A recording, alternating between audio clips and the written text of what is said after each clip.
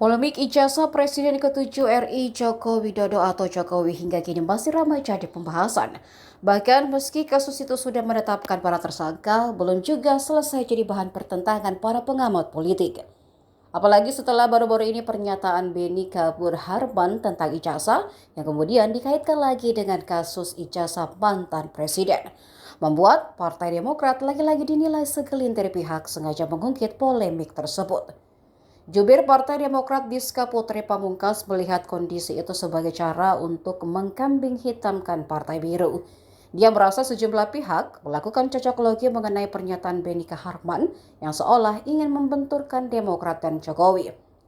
Dalam program Bola Liar Kompas TV bertema Kader Sengkol Ijazah, AHY ungkit kudeta Demokrat Jumat 28 November, Diska menilai pernyataan yang disampaikan Beni soal ijazah sesuai dengan tema rapat di Badan Legislatif atau Balik DPR yang saat itu membahas tentang Undang-Undang Pendidikan dan Sertifikasi. Menurutnya itu adalah isu yang tidak produktif di tengah banyak sekali isu yang harusnya menjadi permasalahan sekarang. Pihak lain pun diyakini Diska sengaja menaikkan isu terkait tuduhan ijazah palsu Jokowi, yang mana menurut dia polemik ijazah Jokowi merupakan diskursus yang tidak produktif. Pihak-pihak itu sebaiknya mengalihkan perhatian ke bencana banjir dan longsor yang terjadi di Sumatera dan Aceh. Atau kata dia soal bagaimana kinerja Agus Harimurti Yudhoyono sebagai Menteri Koordinator Infrastruktur di pemerintahan Prabowo Subianto. Polemik ijazah Jokowi ini menjadi bola liar yang berimbas pada beberapa pihak dan belum tuntas sampai sekarang. Setelah Roy Suryo DKK ditetapkan tersangka Polda Metro Jaya, tudingan KPU RI dan Universitas Gadjah Mada selaku kampus Jokowi berkuliah melindungi ikut disorot. Di daerah saya di 3T sana di NTT, Pak. Mbak-yu saya yang jadi guru SD tamatan tahun 78, udah usia 50-an ke atas semua, itu harus mengikuti pendidikan guna mendapatkan sertifikasi ini.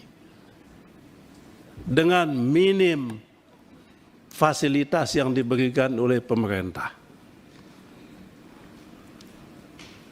Apa akibatnya? Akibatnya adalah program sertifikasi yang tadi tujuannya bagus, bukan untuk mengejar kualitas, tetapi untuk apa? Untuk mendapatkan akses tunjangan. Dapat akses tunjangan, karena itu syarat Pak Menteri. Kalau mau tunjangan harus ada sertifikasi, Pak. Bisa. Ada juga saya tahu yang bisa beli itu sertifikasi. Mungkin ada yang palsu lagi.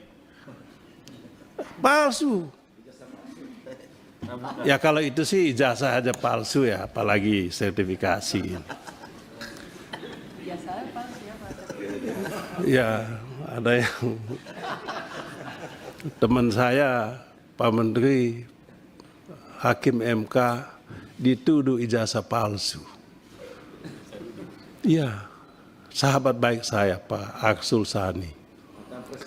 Tapi hebatnya dia tampil di depan tunjuk itu ijazahnya yang asli. Nggak kayak yang lain. Ya.